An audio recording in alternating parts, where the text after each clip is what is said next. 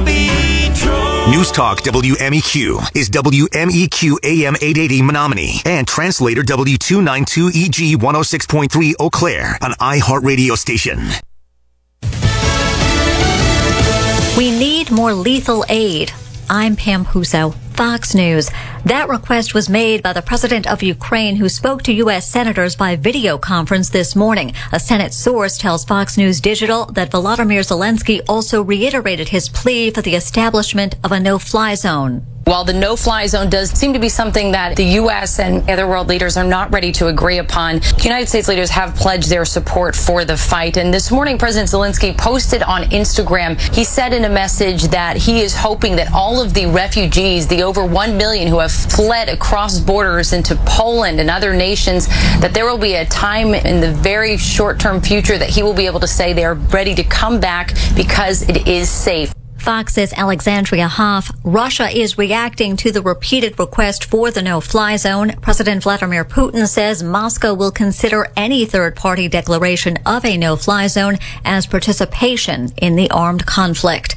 A limited ceasefire was cut short in the southeast part of Ukraine. Ukrainian officials say as buses left the cities of Mariupol and Volnovakha, Russian shelling resumed. Officials say the evacuation was halted. The ongoing conflict has one of Russia's neighbors considering NATO membership. Like Ukraine, Finland borders Russia and is not a member of the North Atlantic Treaty Organization. But now Finnish President Sauli Niinistö tells Fox's special report they're considering it. This is something we are now open to discussion with our parliament. He also said new polls show a majority of Finns want to see the country join the alliance. Fox's Jill Nato. Finland's leader met with President Biden at the White House yesterday. America's listening to Fox News.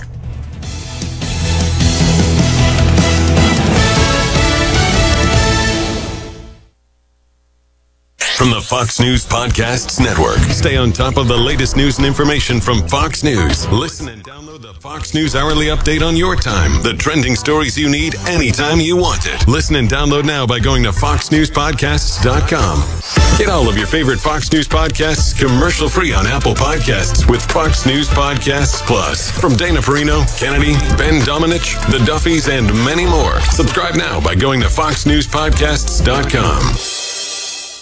From the Fox News Podcasts Network. What are the most important issues facing Americans today? Every Tuesday, join me, Bret Baier, Chief Political Anchor and Executive Editor of Special Report, and my rotating all-star panel of experts as we discuss the policies, practices, and possible solutions to the biggest and most important issues. You can hear new episodes every Tuesday. Subscribe now at foxnewspodcast.com or wherever you download podcasts. A convoy of truckers could start to pull into Washington, D.C. They're following the lead of Canadian truckers who spent weeks demonstrating against COVID-19 mandates. Since the Canadian protest, many restrictions in the U.S. have been lifted.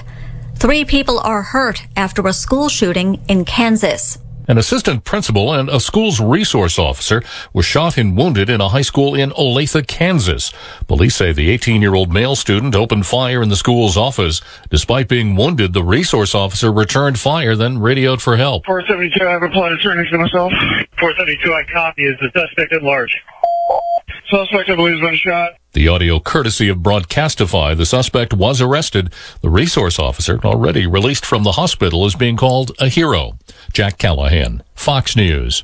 The deadly shooting of a mentally ill man in suburban San Francisco has led to a 6-year prison sentence against a former police officer. The judge in the case says former Danville officer Andrew Hall made an extremely poor choice and violated his own training when he fired a volley of bullets at 33-year-old Latimer Arboleta as Arboleta drove away from police at 6 miles an hour.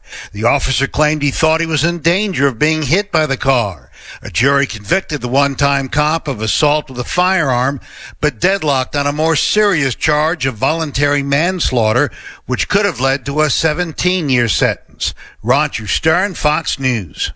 3 weeks of quarantine have begun for the new U.S. ambassador to China. Nicholas Burns arrived in Beijing yesterday. The career diplomat takes over as tensions simmer between the U.S. and China over several issues, including trade, Taiwan, human rights, and the war in Ukraine.